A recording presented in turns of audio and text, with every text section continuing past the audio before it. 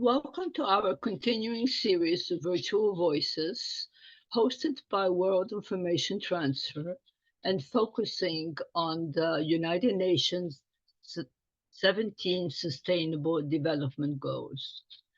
Today, our presenter is Ms. Weirong Li, who happens to be our representative in Geneva. She is also the founder and CEO of Raw Culture, leads a social impact media company spotlighting stories of global citizens to drive societal change. She's an intercultural keynote speaker and expert in cross-cultural communication, diversity, equity, inclusion, and global citizenship education. Collaborating with universities, corporations, NGOs, and NPOs, startups, and think tanks, she honed her facilitation and moderation skills. She is multilingual in English, Chinese, German, and Hungarian, and has been featured in and spoke at TEDx, UN, Hult Prize. Over to you, Weirong. Thank you very much, Dr. Durbach, for this opportunity to speak at World Information Transfer. It's a very great pleasure of mine to share my personal experiences, and I hope what I share today can serve of value. And I'm very much looking forward to all of the audience's questions and how I may be of support. It was my pleasure to be one of the delegates who represented World Information Transfer at COP28 this year. And for today's webinar, as many of you may know, is an unpacking of what came out of COP28, mainly focusing on the insights and as well as what we can take away or look forward moving forward from the COP conference. For those who may not be very familiar yet with COP28, it was hosted in Dubai this year from November 30th to December 12th. And it is one of the biggest climate conferences in the world. And this year, there were particular key takeaways that I believe is important for many of you to understand, to understand the climate space as well.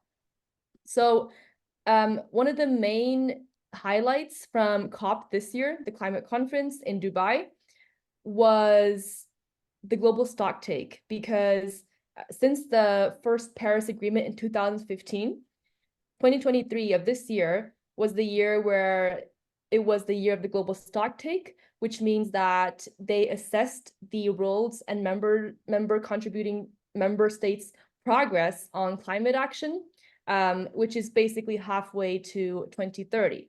So this year's COP28 climate conference was very crucial to understand, okay, how are we going to take action? How are we going to move forward with our investments, with our strategies on climate, and address the next years before 2030 of where the goal of reaching 1.5 degrees is discussed. And to address this, the COP28 president of this year, who was Dr. Sultan Al-Jaber, he set an action agenda. And this was essentially utilized to focus on key topics such as energy, finance, livelihoods, and inclusion. And one of the biggest kind of takeaways, or let's say funding, that came out of COP28 this year was to mobilize countries to operationalize and seed the Loss and Damage Fund with $792 million US, which emphasized this year's COP's agenda to really create more direct and bolder statements about the energy transition and include that in the final text of the COP28 text. And this is something that the previous COPs really failed to achieve because the text has always been very vague and not transparent. And this year, it was one of the key takeaways was having very clear text and understanding of what is the outcome, and especially what is done with fossil fuels, And one of that in relation to the fossil fuels is that instead of taking fossil fuels to being phased out, there is a transition away from fossil fuels, which was one of the big kind of takeaways of this COP28. And people were, trying to understand, is it going to be a phased out, or what's going to be the next kind of action? So that was one of the kind of main takeaways. And in an overview of how big the conference was, there was around 97,000 attendees this year, with 198 UNFCCC parties representing, and 150 plus heads of state and government, as well as 14,000 NGO observers and 4,000 media. And this number is, from what I have researched, one of the biggest representation overall at COP. So it's really impressive to have diverse stakeholders this year at the conference. And more notably, this conference also launched Altera, which is a $30 billion climate fund, which was used to mobilize the $250 billion private capital that was discussed by 2030. And in addition, there was around $1.2 billion US dollars announced to be mobilized in 2023 to support the methane abatement.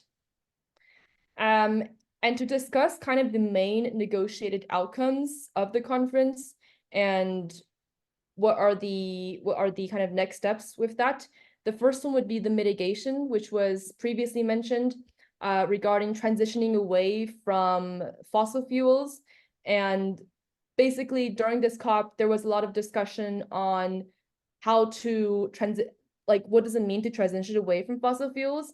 And this basically included a lot of people, a lot of states coming together and saying that, parties coming together and saying to triple down on renewables and doubling down on the energy efficiency to transition away from fossil fuels.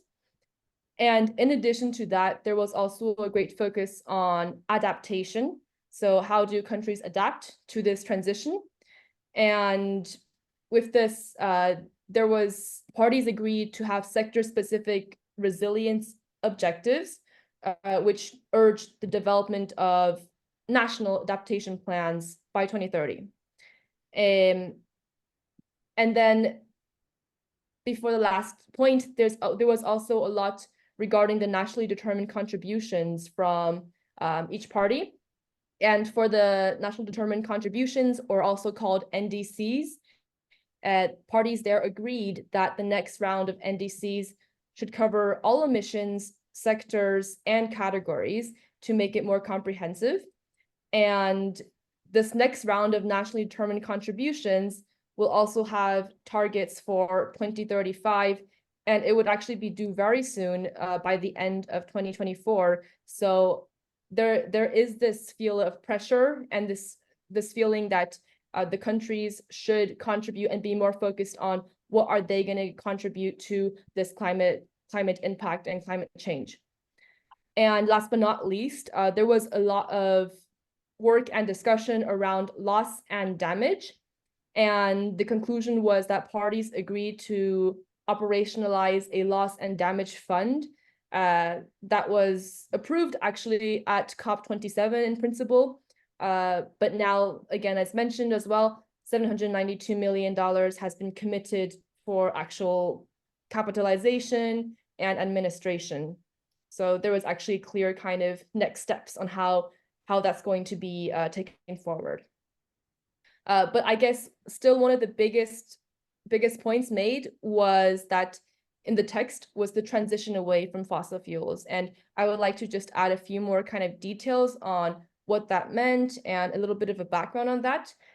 So the idea to transition from fossil fuels is to create a more just and equitable way, as they emphasized, for global adaptation and the protection as well as the restoration of nature. And with that, 130 countries, which is actually 2/3 of the GDP, committed to triple the energy efficiency and the renewable capacity improvements by 2030, which is actually a huge improvement, and it's a great number that they're contributing and committing. And countries, they reflected on this goal in their own action plans, but as well as in their national determined contributions, so the NDCs, as mentioned before. And the global stocktake saw that 198 parties agreed to contribute to these global targets. So there was kind of a consensus to make sure that all the decisions were taken in consideration, and that it was also reflected in the stocktake and the reports afterwards. And another important initiative is the Global Environment Facility, also known as GEF, which provides grants and financing to support projects that address climate change and also other environmental challenges. So the GEF, Global Environment Facility, supported a wide range of activities, which included renewable energy projects, forest conservation, and as well as sustainable agriculture. And during the time of COP28, the presidency also led the launch of the Global Renewables and Energy Efficiency Pledge, which actually garnered the launch of endorsements, from 130 national governments committing to triple the world's installed renewable energy generation capacity, and also double the global average annual rate of energy efficiency by 2030, which again is like a great and big deal. And additional various projects were launched as well, such as the Global Cooling Pledge and the mutual recognition of certification schemes for renewable and low carbon hydrogen, oil, and gas decarbonization charter. And in regards to the COP28 action agenda, which the COP28 presidency set out, they focused a lot on driving the action from multiple stakeholders towards a more specific and near-term economy action needed for systemic change. And this is to get on track, of course, for the 1.5 degree nature positive future. The action agenda itself, it was focused on delivering commitments and progress from high ambition countries, businesses, and civil society organizations, which obviously were doing work across the climate agenda. And the negotiated agenda in the end delivered a comprehensive roadmap, more or less more comprehensive, I would say, than the previous COPs, intended to keep the 1.5 degrees Celsius, again, as mentioned. And this roadmap is also known as the UAE consensus, which was agreed by 198 parties. Another notable kind of outcome from the conference was the enhanced support and finance for developing countries. And this is obviously always a question of, how are we going to actually fund and finance the projects for a more climate-friendly future? And so to support this transition, there were actually several initiatives and programs that were put into place and highlighted, and particularly such as the Green Climate Fund, or known as the GCF. It has been quite instrumental in providing financial resources specifically to the developing countries for climate adaptation and mitigation efforts. And they have also committed, the GCF has committed significant funding to also support renewable energy projects, energy efficiency measures, and sustainable land use practices. And also, not to forget, there was also the Adaptation Fund, Least Developed Countries Fund, Special Climate Change Fund. So there was a lot of different funds that were launched in support of financing underdeveloped or developing countries' plans for a climate-friendly future. And notably, the presidency also endorsed the UAE leaders' declaration on a global climate finance framework by 13 national governments, which was working to unlock the investment opportunity of climate finance through collective action and also to deliver this at scale. So that was, a lot of information, but just to kind of recap and to give a summary, high-level summary of the financing in general that was achieved during COP. There was over $85 billion new funding raised, which included innovative private finance, and also before mentioned, the launch of Altera, which is a $30 billion climate fund, which was with $5 billion risk mitigation capital, again, to mobilize $250 billion by 2030. And the World Bank also unlocked $14 billion for climate and clean energy in Africa. And last but not least, again, as also previously mentioned, the parties also pledged to put in $792 million in loss and damage funding, which in total, these were the main kind of outtakes of the financing and funding that was discussed at COP. And I also want to mention kind of areas that are growing in momentum, or that have been more of a focus, or progressed more in this COP. And one is also prevalent and important as well for world information transfer and the topics that are discussed here, which is regarding health. So momentum was built on the topic of health, climate and health specifically, and this was done via the pledge and funding announced. So 144 countries actually signed the Declaration on Climate and Health, which of course seeks to incorporate health considerations in the context of the Paris Agreement and the UNFCCC processes. And 41 organizations endorsed the guiding principles for this financing climate and health solutions.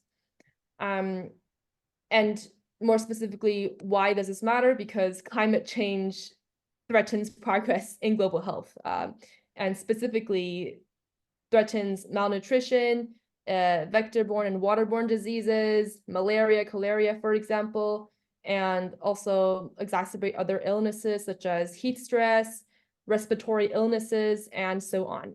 So there are many consequences of climate change and its relation to the impact on our health. And there's also increasingly frequent and severe climate-related weather events that also impact health systems through physical damage, as well as supply chain disruption, workforce disruption, and system overload.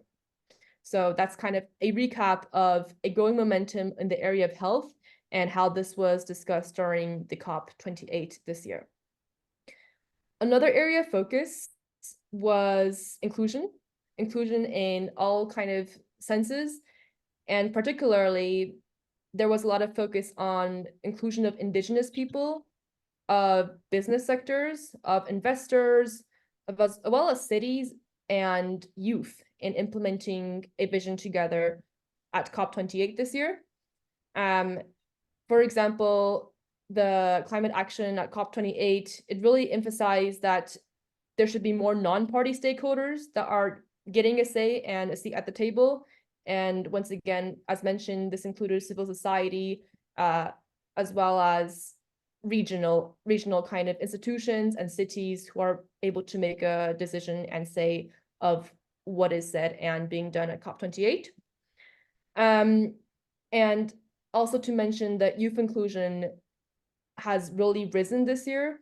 And as shown by the Global Youth Statement called at Yongo, it brought over more than 700,000 inputs from young people from 150 countries around the world at COP28, which is a really big number. And it's definitely has increased in comparison to the previous COPs. And there was also other initiatives like the COP28 Gender Responsive Just Transitions, and as well as the AI Innovation Grand Challenge. So also including tech and business and private sector, all really different stakeholders to the table to create inclusion and representation, again, in climate action efforts. Another notable topic was the commitment to transform the broken food system. And this really called on the food actors that COP, which was to emphasize on the water and food systems in addressing the climate, nature, and social crises. And with this, 150 countries actually committed to food targets in climate planning with $200 million in new technical support. And this was also coupled with 25 leading agricultural organizations who committed to transition 160 million hectares to regenerative agriculture by 2030, which was accompanied with investment of $2.2 billion. So a lot has been discussed, but as well as concrete financials that have been discussed for food and how there could be a more healthy way to move forward through supportive financing. And with this, the presidency also announced the UAE Agriculture and Food Declaration, where 152 world leaders signed up, which represented 77% of national governments, which is a huge portion. A food transformation movement also surged with 200 plus non-state actors who committed to transforming food systems and calling for actually a time-specific global target to be reached by COP29. And there was also something called the Alliance of Champions for Food Systems Transformation launched, which was used to reorient policies, practices, and investment priorities for better food system outcomes. And something called the First Protein Transition Call to Action was launched as well to boost the availability of plant-based and alternative proteins by 2030.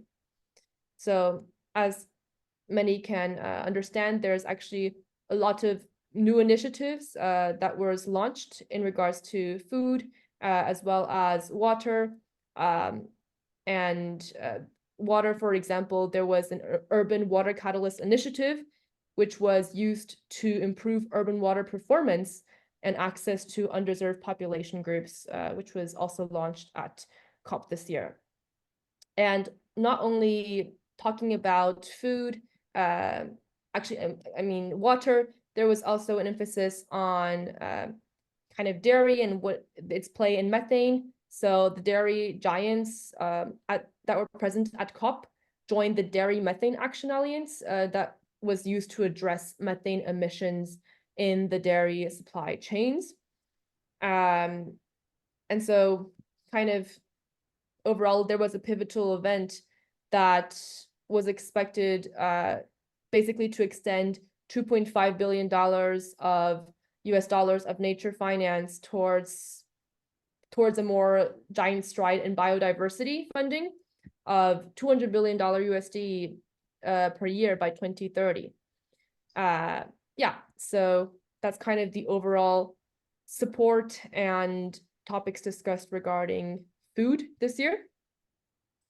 And yes. Yeah.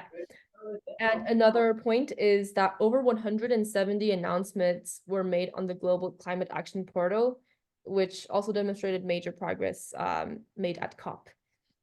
However, with all things said, there's also a lot of, let's say, loopholes that can be considered, things that can still be questioned, and things that could be improved looking at what has happened this year. And specifically, like all the previous COPs, there is still a lot of lack for progress measurement. So there's a lack of specific quantitative data to measure these impacts that we're discussing, and also how effective these initiatives and programs that were launched are. And this obviously impedes then the assessment of the outcomes of all of these initiatives launched. And specifically, for an example, with the work done for the methane reduction, basically it was mentioned that countries need to still implement a more clear policy and regulation to accelerate methane abatement, and that this would require a more robust sector-specific standard and rule, which is still not given yet. and should be done in order to make sure there's progress and something measurable. And additionally, for food and agricultural sector, there should be more also targets set that can measure the impact. And there still seems to be very much of a lack in that area. So the lack of progress measurement, lack of targets, and how exactly are we going to measure the progression of these projects is something that still needs to be considered. And on top of that, there's also the need to be more specific in the commitments. So there's a lot of information that is thrown at you, but there is an absence of detailed information on what specific actions do need to be taken and by when. So what are the timelines for all of these projects? And that's something that also previous COPs haven't really done their work enough in terms of there has been a lot of weak language and unclear deadlines in the reports and the outcomes, and also who's involved in all of these. And I believe that this is something that could be improved on. And this is also shown in the work around health at COP28, which is there should be more of a global agenda setting to ensure that these actions on climate and health is focused on high impact areas, and that there is clearly a lack of clear priorities and roadmap, which can also risk the fragmentation regarding this discussion of climate and health. So basically, there needs to be ensured focus on funding, but as well as the actions to create a greater coordination and consensus on this topic. And also in relation would be transparency, and basically to have a more comprehensive framework for tracking the reporting initiative and the progress of also all the initiatives that has been discussed already. And this can be seen in the energy efficiency and renewables sector and topics at COP28, where governments and businesses basically must collaborate to accelerate the renewable energy efficiency improvements.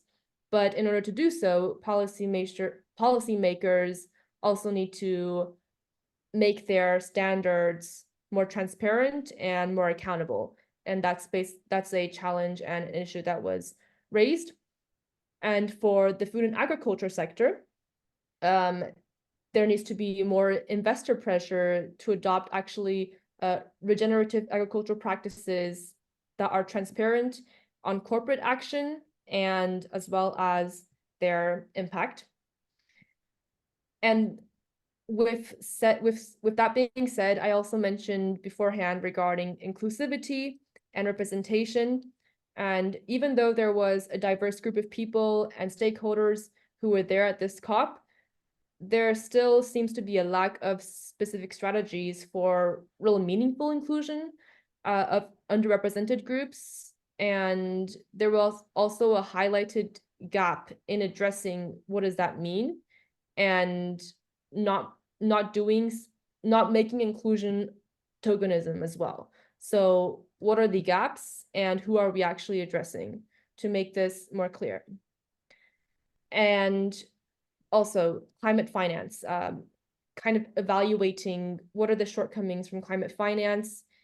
There still seems to be a lot of, let's say, statements made on how much is pledged. However, there's still a lack of thorough evaluation of the climate finance effectiveness and how it's actually distributed and if it's equitable or not. And obviously, this would then impact its effectiveness and comprehensiveness for solving the issues that it's funding. And yeah, that's in general kind of the key takeaways and some of the thoughts to consider on what can be improved. But overall, I think those would be the main kind of topics. Thank you very much. Weirong, thank you for an excellent presentation. World Information Transfer has been attending the COP since its inception. And basically, at that time, at the beginning, most of the people that were involved were the governments and the NGOs. So I'm very glad to see that business is taking on a presence, since basically at this point, since business has so much power internationally, the controversy that they have about climate change, etc., it really needs to be assessed, and they basically need to start participating, because otherwise they are going to have a lot of problems from the general public as they see that nothing is being done. It's also Yes. very good that you mentioned a little bit about the water and agriculture, because that is also a big problem, and particularly deforestation. We know that basically science says that we need 17 trees per person in order to create an atmosphere that has clean air. So I noticed that Susie has been able to join us. Susie, over to you and the questions. Thanks, Dr. Durbach, and thanks, Weirong, for such a great presentation on your takeaways from COP.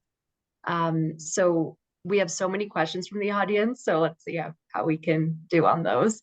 Given your experience in diversity, equity, and inclusion, what strategies do you believe are most effective in creating a more inclusive and culturally aware environment, both in the workplace and within communities? That's a really great question. Thank you for asking, whoever asked the question. Personally, I would say it really comes down to human psychology.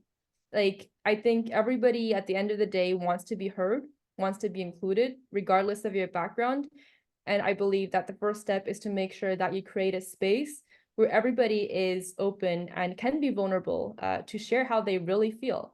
And so creating authentic places where you don't put a mask on, and this would, as the leader especially, this would also encourage the other people in the community to feel comfortable to show up as themselves, regardless of their background. So think of, kind of leading by example, but as really rooting to kind of inclusivity and psychology. Thank you. And what advice do you have for individuals and organizations seeking to enhance their intercultural competence? Absolutely. I think storytelling is really important and really valuable. I found one of the most important ways that I've learned in my kind of beginning of my journey intercultural communication management is listening to other people's firsthand experiences of how they navigated it. And most of these were stories of mistakes that they made in different countries and the embarrassments, but you can learn so much through that because there's so much details that you can next time learn to not do. And also, if you do it, don't feel too bad about it, because everybody understand that there's a different way that we approach stuff, and there's no shame to that. But just moving forward and listening to people's stories and being curious, asking questions, I think is really invaluable. Great point. What was the most striking or interesting experience you had while attending week 2 of COP28? I really was surprised that this COP28 was the first time that they had the entertainment and media culture pavilion. They never had this entertainment and culture media pavilion ever at COPs.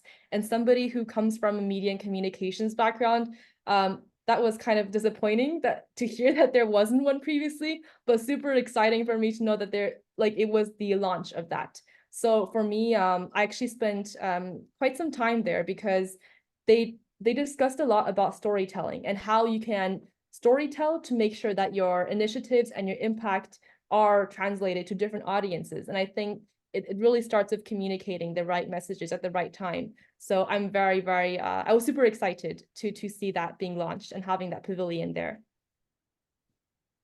And what are you looking forward to the most at COP29? COP29. Yeah, I mean, I guess everybody says if the previous COP's achieved, then you don't need the next COP.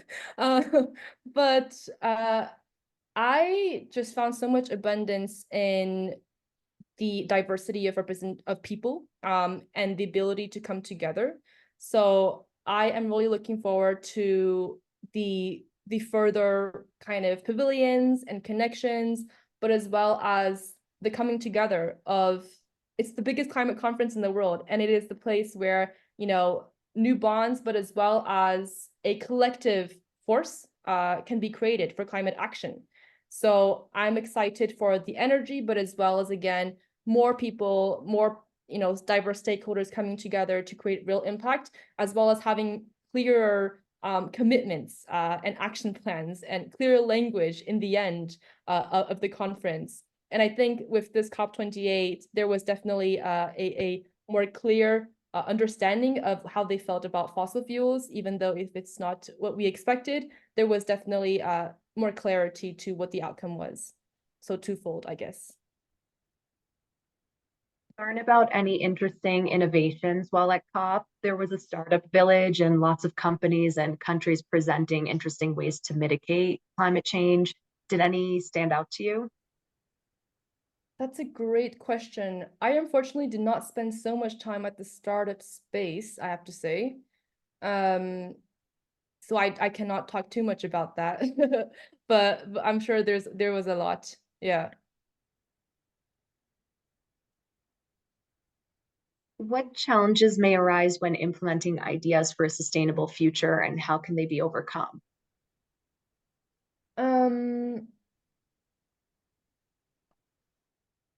I think to make the communication simple, because maybe a lot of people who, because for sustainable future, you might be addressing a lot of different stakeholders, right? And making sure that the message is actually hit and are addressed correctly to different stakeholders, that they understand what does that even mean and how do I start. I think sometimes it may feel very overwhelming, especially if there's such a big target set to achieve so and so targets by so and so. And I think making the language very clear and breaking it down, here are the first steps you could take for your industry or your sector, that can make it more actionable and understandable, I believe. How can we better engage the general public in kind of supporting sustainable solutions and ideas? Great question. I think that's quite related to the last answer that I said, which is breaking it down, like making it super easy. I think the general public just don't know where to start, and they don't even know, they might not even be aware of what this even means. So kind of giving advice on what you can do on a daily basis, how you can be more sustainable at home, how can you conserve water, just starting there and starting small, and that's how you can build up.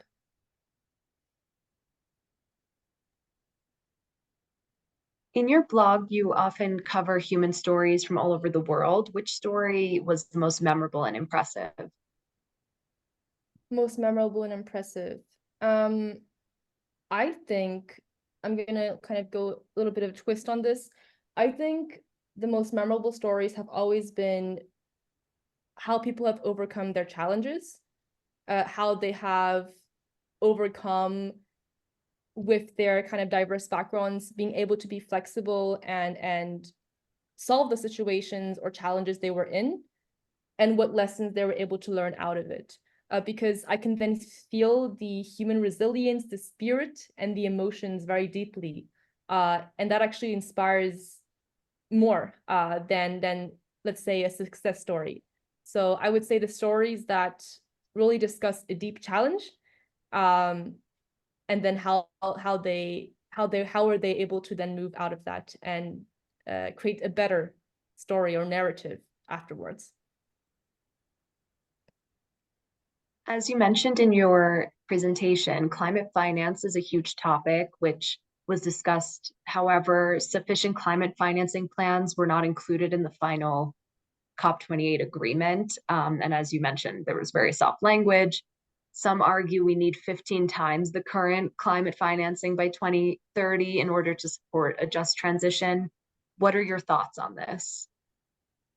Yeah, I mean, finance, I think, has always been a huge topic for the all the previous COPs, and especially, of course, for this COP, since the show up rate of people participating, I believe, has been the biggest for all the COPs compared to all the COPs before.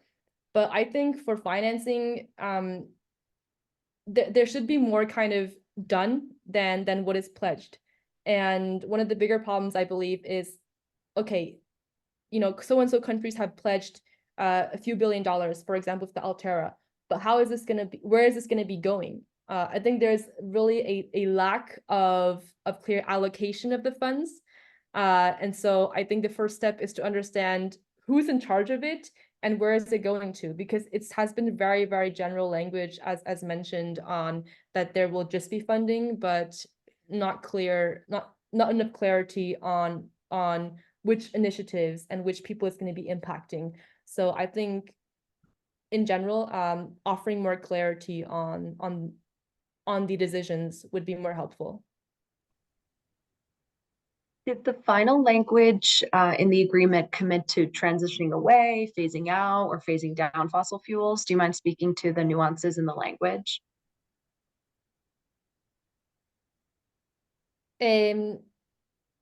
Yeah, so I mean, I guess for this year, they said fossil fuels to be transitioning away. And as also I mentioned previously, this basically doubled down on the renewables and energy efficiency initiatives. So essentially, it's basically transitioning away from that topic and moving towards another way to solve. That's how I understand it, right? Thank you. How can we best support the most vulnerable nations which didn't contribute to the climate crisis yet are most gravely impacted? So I think this year, what was done also quite well is the inclusion of indigenous people. So people from the places that were impacted by climate change, and firsthand actually being a part of some of these discussions, not being a part of, but listening to these discussions. It actually, it captured a lot of people who were in the room because you can feel their stories. So I think bringing people who are affected to the table is really effective and should be included more in the upcoming COPs as well. What measures should be taken to improve modern education and increase the development of respect for others among students? Yeah, I think education has always been, one of the key topics, but as well as a challenge. I think creating accessibility, and of course, accessibility is different in different countries. Some accessibility may be having access to internet, having, Wi-Fi. Some maybe to have iPads or, digital kind of technology. So just kind of having an awareness on what is locally needed and making sure that can be accessible to not only the private schools, but as well as the general public would be an important step. What mistakes do the media make when trying to improve societal issues? Maybe sometimes how they convey messages? Yeah, that's a great question as well. I think the media definitely has a bad rap on kind of trying to exaggerate all information to the extent that either good or bad, everything is exaggerated and you don't even know what is real or not. And that really doesn't do the proper work that it should do, in terms of it then tones down the information that is truly important and needs to be heard, because of all the other noise that has been created for the unessential news, so to say. So I think, that would probably be the most, yeah. A few audience members are interested in how you're multilingual in English, Chinese, German, Hungarian. How has this multilingual ability influenced your work, especially in the context of global communication? Thank you for the question. I, first of all, want to say that I'm really privileged to be in such a position and condition. And more for me, I think having a sense of empathy, because whenever I'm in a different country or in a different, even speaking different languages, I need to kind of switch my brain and narrative to how that be translated for that person, for that community. So having to always kind of transition into these different stories and different communities has made me become very aware of how I should communicate myself, and developed as well awareness and empathy. And I think that's really important to always put yourself in other people's shoes, to make sure that you're able to connect and translate your messages correctly. Which sustainability issues are you most passionate about and why? I think consumerism is a big deal. And for me personally, I've trying to become much more, I can't say I'm an expert, but I'm trying to become more aware of the products that I buy and understanding where they come from, who makes these, how is it made, and what materials are made out of. And this also comes with, okay, when I buy something next time, do I really need this? How long am I going to wear this? And also previously what I said, where does it come from? So being more aware on what I put on myself, that is something that I'm becoming much more aware of.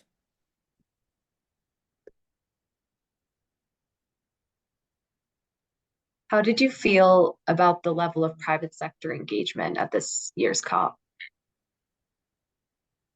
I think I feel good in the sense that, as Dr. Durbach also mentioned, it's great to have different opinions on board, and mainly with the private sector, they have supported actually quite a lot with the funding and financing. And this is something that has always been an issue. So being able to have the power brought in from the different stakeholders, whether it's funding or whether it's storytelling, just being able to combine that together is something that I think has really positively influenced this year's COP. Which institutions do you like to work the most with and why?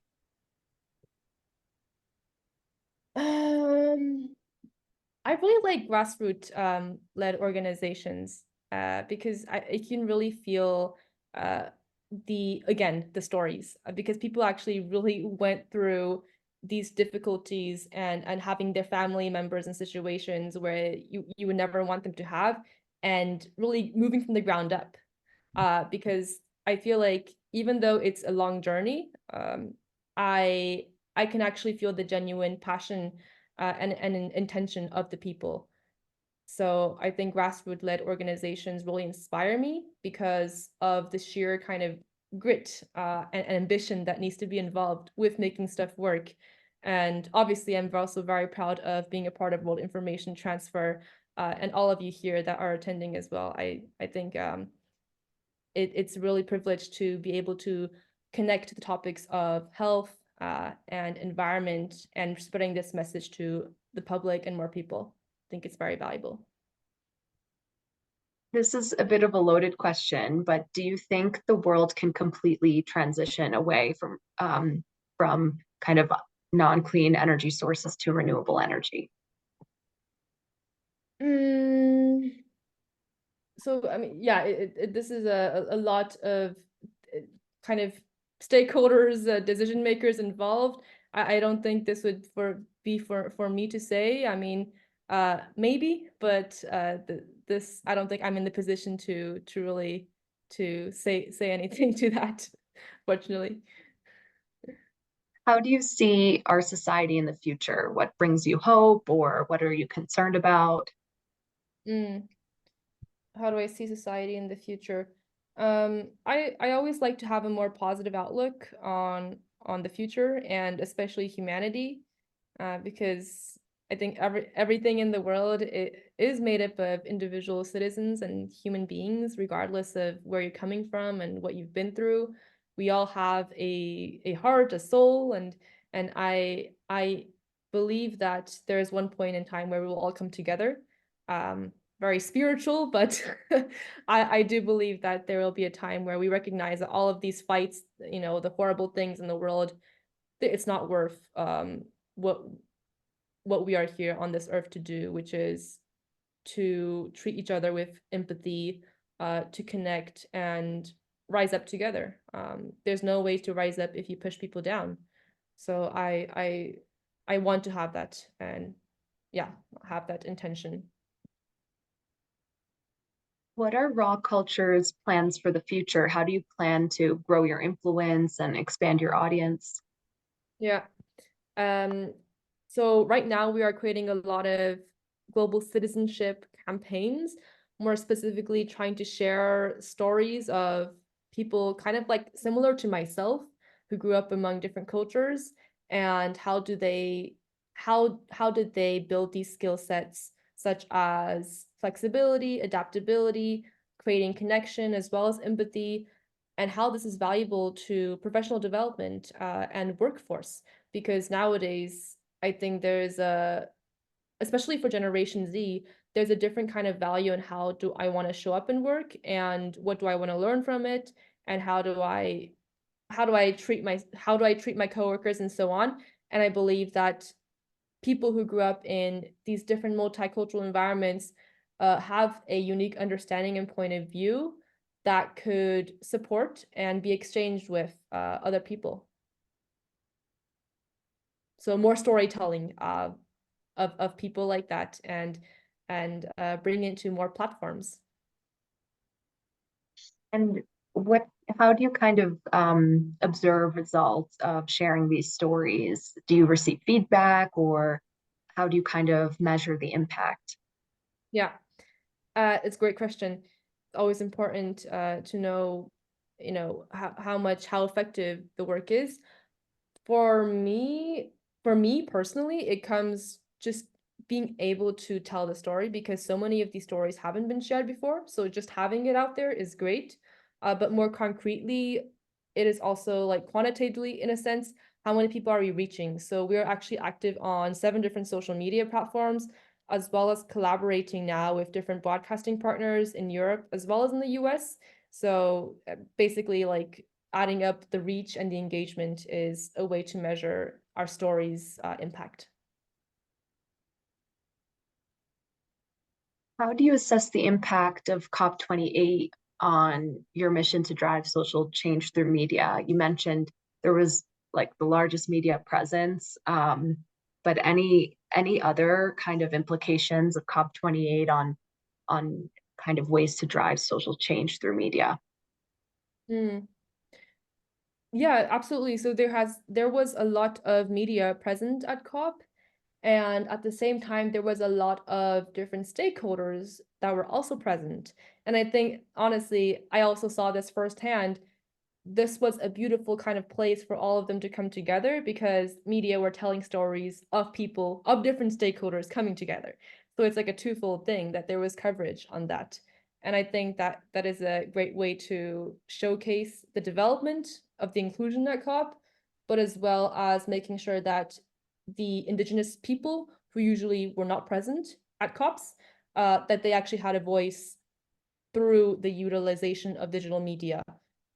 Yeah. What role did international collaboration and partnerships play in the success of COP28? I think climate change is I believe it is a global issue. And in order to move forward, it is imperative, I believe, to have different countries, international organizations being a part of the process and making decisions together to make sure that it's fair and that it's inclusive. So I think it's absolutely imperative. There are many environmental issues that are happening as a result of climate change and other kind of ways that societies have been increasing waste and the way we've been treating it. What environmental problem do you think the world needs to resolve first? It's kind of like taking one step at a time, given all the different issues. So I do not come from an environmental background as a caveat. So I've come from a communications and media background. So I don't consider myself as an expert here, but I think just doing your own part, like what you can do from like your, you know, what you can do personally, what you can do step by step. For example, being aware of your water consumption, being aware of where you buy your clothes. You can start with small steps, and that would actually compound. Makes sense. And why, in your opinion, do you think renewable energy development is going slower than we had hoped during all of these COPs? What do you think is kind of inhibiting the implementation? Mm-hmm. Again, from the research background and the topic background, I don't have the expertise, unfortunately. But I believe it's probably of the different, there's so many different ways that we can approach this problem. And I would say that with the sheer amount of decision makers and countries coming together to make sure that they have this consensus, it's difficult to really have one resolve and make that decision. So that's what I would say. Yeah. Thank you. That wrapped our Q&A from the audience. And given we have a few minutes left, if I could kind of share some takeaways that I had from COP of week 1, if you don't mind. Please, I would love to hear it. So being there during week 1, when on the first day of the conference, they came to an agreement on loss and damage, and that was a historical agreement. It was probably the quickest that it's ever been made. So that kind of hit the press, and there was a lot of contradiction around even hosting COP28 in UAE, just given their fossil fuel backed economy. But this kind of supported the momentum that we were headed toward a successful COP. So that happened right on day 1. And as you mentioned, to date, there's around $700 million committed to kind of helping the most vulnerable countries that are experiencing loss and damage due to climate change.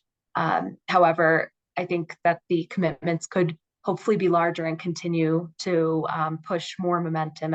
As we've discussed, there's more that needs to be contributed in order to ensure that the most vulnerable nations have the required funding. So that was a huge theme and takeaway.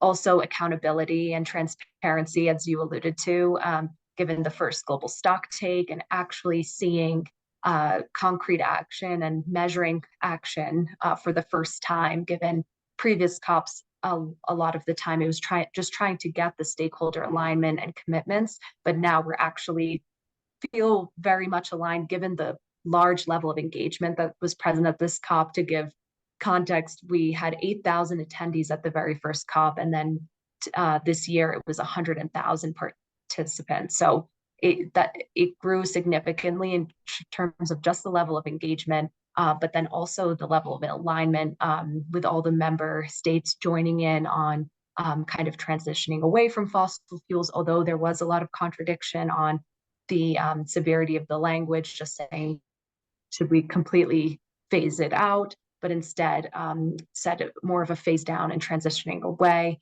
So that was very exciting to observe. It's a complex issue, but just seeing the level of effort, funding, engagement, climate financing is expected to be a bit more concrete in COP29. So that's something I look forward to, just given it was a huge discussion topic. There were several sessions during week 1 discussing climate financing, but given it's a bit political, the commitments weren't as strong this time around in terms of climate financing, with a few agreements made, but looking forward to the anticipation of greater financial commitments in COP29. In terms of energy, just the amount of commitment around scaling down fuels like coal, methane, that was a good accomplishment as well, and focusing on, as you mentioned, just looking toward more renewable sources and trying to triple the amount that will hopefully help as well. And then lastly, just the the amount of discussions around a just and equitable transition, to your point, including Indigenous people, thinking about the global South, doing this in a just way for all, because in the past, it hasn't always been equitable. And this energy can be a very political topic, just given the different countries that are kind of the winners and losers of a lot of these agreements. So trying to do it in a way that, you know, we're one world contributing to this situation. No matter where you live on this planet, you will be impacted by climate change. So it's kind of setting aside that competitive behavior that's kind of brought our society forward, but now thinking about it from a one common goal. So how do we kind of make sure that we are supporting one another? So those were kind of my big takeaways, and it was very enjoyable to see such an incredibly large venue in Dubai. It was pretty impressive how they ran this COP, and looking forward to kind of the learnings and taking them forward into future conferences. But now I'll turn back to Dr. Durbach for any additional questions and to close out. Thank you, Susie. And I have a question for both of you, and I'd like you to answer. Since both of you attended COP this year, and therefore you have your impressions and your knowledge that you already shared a lot of it. In 1960s, we had 2 billion people. Now, 65 years later, we have over 8 billion people. The two largest populations are in India and China. And my question is this: to what extent do you think that these two largest populations should take in order to enable the rest of the world to return to an equitable state? That is the question. So I can take it first. So, and Susie. Thank you. Such a great question.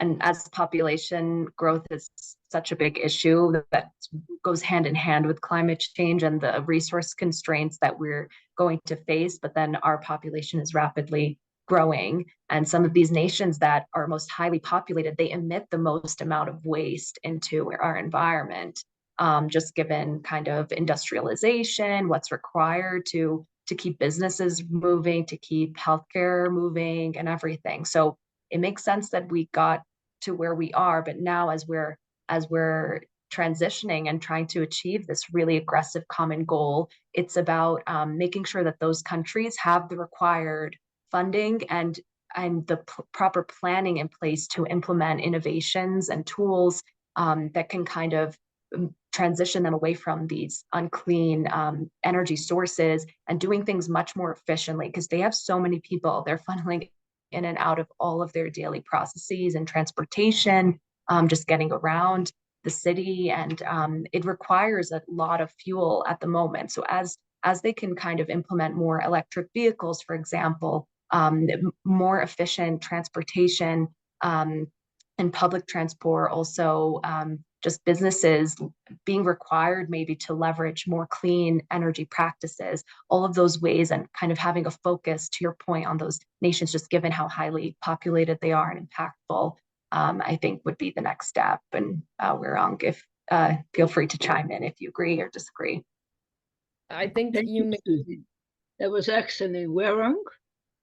Thank you. I think you made really great points, Susie. And just to kind of add on to what you've already said, I do think, first of all, that these highly populated countries do have the necessary resources and support to transition away from their previous practices.